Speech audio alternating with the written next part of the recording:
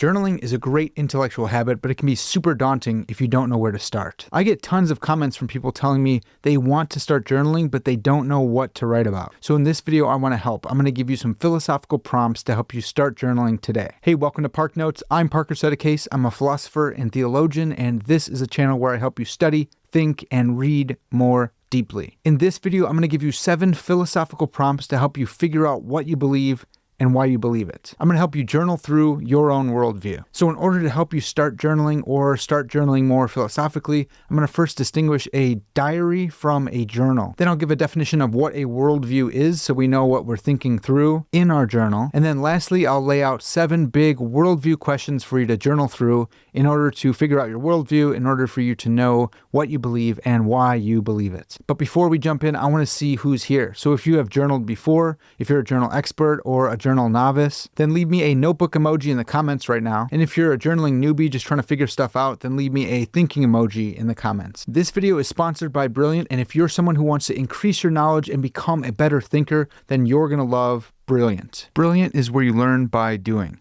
They have thousands of interactive lessons in math, data analysis, programming, and artificial intelligence. Brilliant is a learning platform designed to be uniquely effective. They have this first principles approach which helps you build understanding from the ground up, and each lesson is filled with hands-on problem solving to let you play with concepts as you learn, a method proven to be 6 times more effective than just passively watching lecture videos. Plus, all the content on Brilliant is crafted by an award-winning team of teachers, researchers, and professionals from places like MIT, Caltech, Duke, Microsoft, Google, and more. This first principles approach helps you build your critical thinking skills through problem solving, not just memorizing. So while you're building real knowledge on specific topics, you'll also become a better thinker. Learning a little every day is one of the most important things you can do, both for your personal and professional growth. Brilliant helps you build real knowledge in just minutes a day with fun lessons you can do whenever you have time. It's a much better alternative than mindless scrolling. Brilliant recently launched a ton of new content in data, programming, and AI. My 2 favorites so far have been Thinking in Code and How LLMs Work. How Large Language Models Work is an immersive AI workshop that lets you experience and harness the mechanics of today's most advanced AI tools. They help you get hands-on with real language models as you explore how they build vocabulary, choose their next word, and more. Right now, my Park Notes audience gets to try everything Brilliant has to offer for free for 30 days. Just visit brilliant.org/parknotes or click on the link in the description or in the pinned comment. And you'll also get 20% off an annual premium subscription. So big thanks to Brilliant for sponsoring this video. Now let's jump right in. Okay, so a lot of people really like my notebook videos, but I get a lot of comments telling me that people love collecting notebooks, but they don't know how to use them. Or when they sit down to journal, they're not sure what to actually write. So I want to give you some philosophical journal prompts in order to help you know what you believe and why you believe it. Specifically, I'm going to give you 7. Now I'm calling these 7 big worldview questions to ask yourself. So before I go over those prompts, those questions, I need to talk about what a worldview is. But before that, I also want to talk about a distinction I make between a journal and a diary. Now this is a distinction that I make. You don't have to make this yourself, but it's been very helpful for me. It may be a little bit artificial, but I have seen a lot of other people use journal and diary in the way I'm about to recount for you guys. So I think of a journal as a collection of your thoughts or your ideas. And I think of a diary as a collection or record of events and experiences. So anytime I think of diary, I think, dear diary, today this happened to me. Here's how it made me feel. Here's what was going through my mind. Here are the events. Here's how I experienced those events. And I think of a journal as, here is my idea. Here's what I'm thinking. Here's how I came to this idea. Here are the implications of this idea. Here are my thoughts about X, Y, and Z. I think a lot of times when people are talking about journaling, they're actually talking about keeping a diary, but many of us think that diaries are for teenage girls, and so a lot of bros don't want to walk around carrying a diary, so they call it a journal. I don't think you have to be ashamed of that. If you keep a daily collection of events and experiences, then I think you're keeping a diary. No problem. If you have a book where you collect your ideas and you're thinking through your thoughts, I think you're keeping a journal. I think these are 2 distinct practices, though I have seen them used interchangeably. They actually both come from similar Latin names. Journal comes from the Latin diurnalis, maybe, which moves the Old French giorno.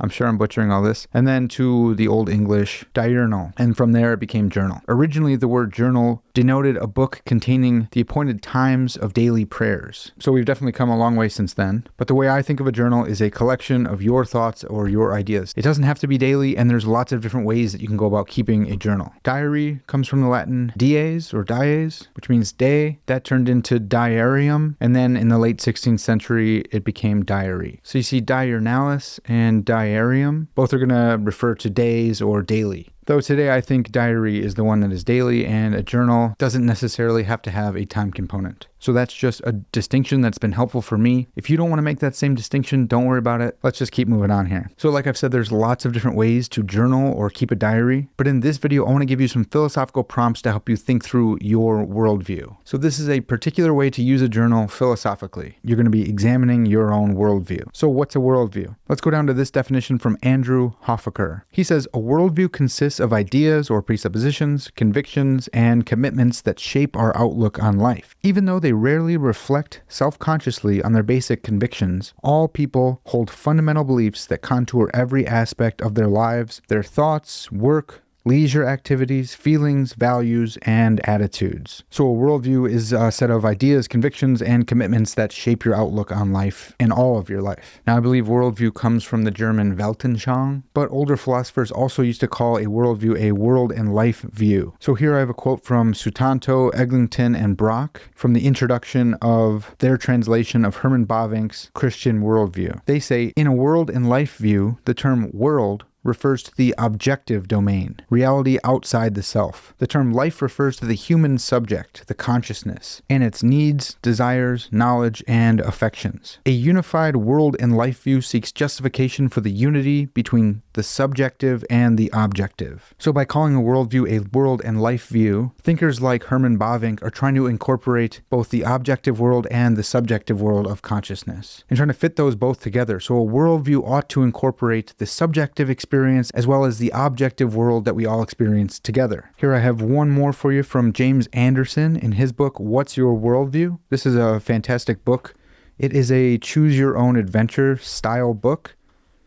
So you will read through this, you'll answer a question a certain way, and I'll say skip to page 21, and then you keep going, and you end up picking your own worldview and seeing what do you believe in. Why do you believe it? Well, because you answered yes or no to this question, you go on to this one and that one. It's actually a really fun guide to learning what you believe and why you believe it. So I am friends with James. He's a great thinker. I look up to him a lot, and I highly recommend you grab this book. You can find the link in the description. If you grab it from my link, you will also be supporting my work. So let's get back to his definition of worldview. Anderson says, just as the word itself suggests, a worldview is an overall view of the world. It's not a physical view of the world, like the sight of planet Earth you might get from an orbiting space station. Rather, it's a philosophical view of the world, and not just of our planet, but of all of reality. A worldview is an all-encompassing perspective on everything that exists and matters to us. Okay, so I think those three quotes can help us, but let me boil them all down and distill my own ParkNotes definition for us. So I think a worldview is one's total philosophical outlook on all of reality. Okay, so that's a worldview. So now we can finally get to the 7 big worldview questions to journal through in order to help yourself think philosophically and know what you believe and why you believe it. Now, this list is a blend between James Anderson's questions and questions I pulled from perspective cards, which is a cool little tool that you can use to help yourself think through your worldview. So question number 1, is there a God? This is a very fundamental question for you to ask yourself. Do you think there's a God? If so, why do you believe that? Why think there's a God? Is there evidence for God? If there's a God, then what is God like? What is the nature of God? Maybe you're a pantheist and you think everything is God. Maybe you're a traditional theist and you think God's the author of the world. If you are a theist, then what kind of God exists? What is his nature like? Is he tripersonal, like Christian Trinitarians say? Is he a Unitarian God, one person, one essence? Does he interact with the world like theism says? Or did he wind up the world like a clock and step back like the deists would say? Is God immaterial? Or is God corporeal, like the Stoics would say? God is like nature. God is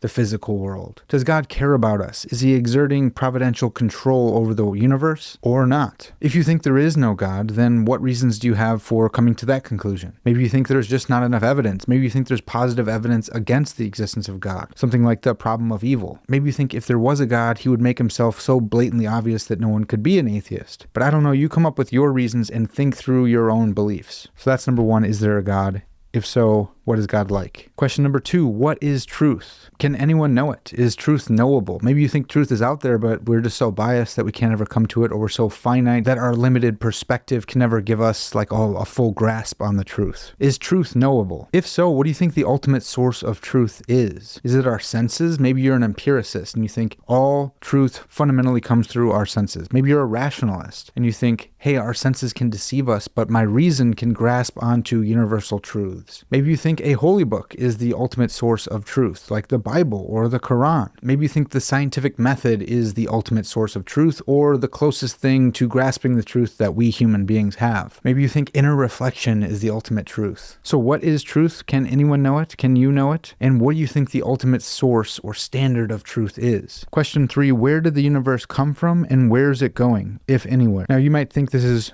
like really closely connected to number 1, and I think you're right. But there are worldviews out there that think there is a God, but God did not create the universe, or that God is the universe, or that the universe is in God, like panentheism would say. The universe is in God, but God is greater than the universe, something like that. So where did the universe come from, and where is it going, if anywhere? Is entropy ultimately going to be the destruction of the whole universe, or something else? Will it be destroyed? Will it be consummated and remade? What do you think? Another way to ask this question is the way Leibniz asked it. Why is there something rather than nothing? There could have just been nothing. Why is there something? What do you think? Question 4, what is the status of human nature? So for example, do you think humans are mostly good, mostly bad? Are we neutral and our environments shape us? Are we created good but broken? What is human nature like, and why do you think that way? If you think people are mostly good or more good than bad, what's helped you form that belief? Is it your own personal experience? Is it something your parents taught you? If you think people are broken, is that your theology speaking? Is that your own interaction with people?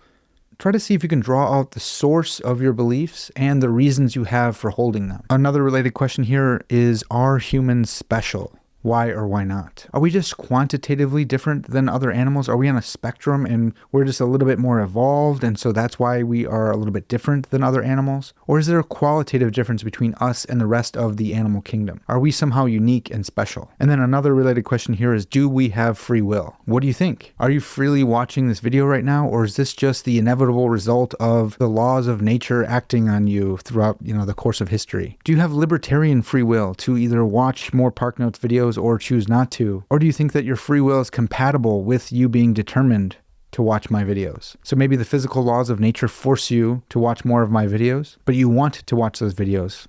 Do you think that's free or not? Whatever the case, you should watch more of my videos. But that brings us to question number 5. What's the meaning of life? Is there one? And how did you come to that conclusion? Again, draw out your reasons. Why do I believe this? What's the cause of my belief? And what reasons do I have for continually holding on to that belief? Some related questions include, does everything happen for a reason? I think a lot of us, at least Americans, think that everything does happen for a reason, but we don't reflect on what that reason might be. Is it because we believe in God? Is it because we believe in karma? Is there someone out there pulling the strings, making sure everything's happening according to a plan? Or is it something we just tell ourselves in order to find comfort in the face of trials? And then, does my life have a purpose? If so, who determines that purpose, if there is one? Is it me? Am I the master of my own destiny? Is it some higher being like God? Is it fate? Or is it karma? Is it my community and those around me? Is it my heritage? If my life does have a purpose, where does that purpose come from? And can I change it? Question number 6, what does it mean to live a good life? This is a question that ancient philosophers continually asked. They developed entire philosophies of life in order to answer this question. What is the good life? This led them into abstract concepts like the nature of the good itself in order to get clear on what is good, and then how do I apply that to my own life so I can live that good life? But a lot of us never ask ourselves, what does it look like to live the good life? Is there one good life, or is there a good life for me? Are there multiple ways to live the good life? What do you think? And then you might ask yourself, what could I do this month to make my life better, or to make my life more in conformity with the good life, or a good life, or a life well lived? So what's the good life, and am I on track? If not, what could I do to get myself on track? And then lastly, question number 7, what's wrong with the world, and is there any hope? Now, maybe someone would take issue with this and say there's nothing wrong with the world, but I doubt that. I mean, if you have any experience in the world or with any kind of current events whenever you're watching this, then you have evidence that there's something that has gone wrong in the world? What is that? Is it sin? Is it that nature is red in tooth and claw, and this is just us acting out of our animal instincts? Is it that there's a continual battle between order and chaos, and we're experiencing more of the chaos right now? What do you think? What's wrong with the world, and is there any hope for making that right? Maybe you think with J.R.R. Tolkien that there's a catastrophe coming when all bad things will become untrue, where the ultimate good thing will happen. Maybe you're a straight up nihilist and you think, hey,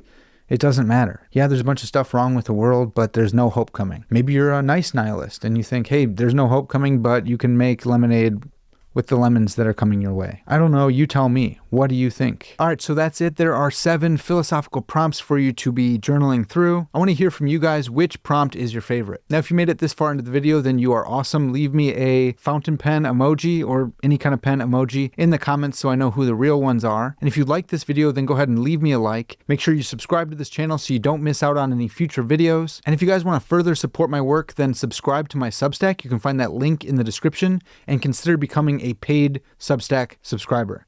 That would be awesome. All right, that's going to have to do it for now. I'll catch you guys next time.